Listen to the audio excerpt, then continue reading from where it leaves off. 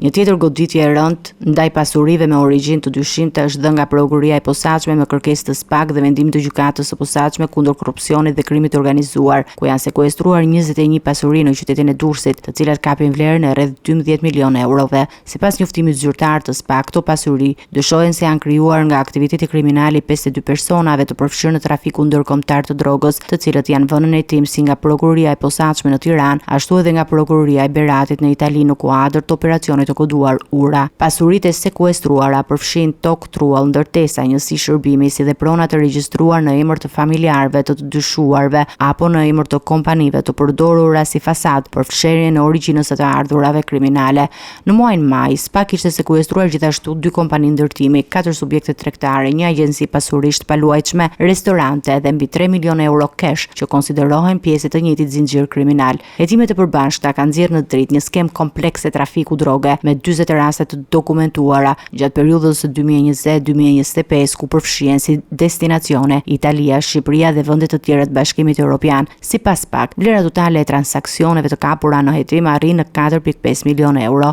Në Itali, autoritetet kanë marrë masa të ngjashme duke vënë në sekuestro apartamente, kompani dhe llogari bankare të lidhura me anëtarët e këtij rrjeti kriminal, i konsideruar si një nga më të fuqishmet që operon mes Shqipërisë dhe vendeve të Bashkimit Evropian. Këto masa vijnë si pjesë e përpjekjes së përbashkët për të ndjekur dhe ndëshkuar jo vetëm veprimtarinë kriminale, por edhe pasuritë e përfituara në mënyrë të paligjshme, duke goditur në thelb strukturat financiare të grupeve kriminale.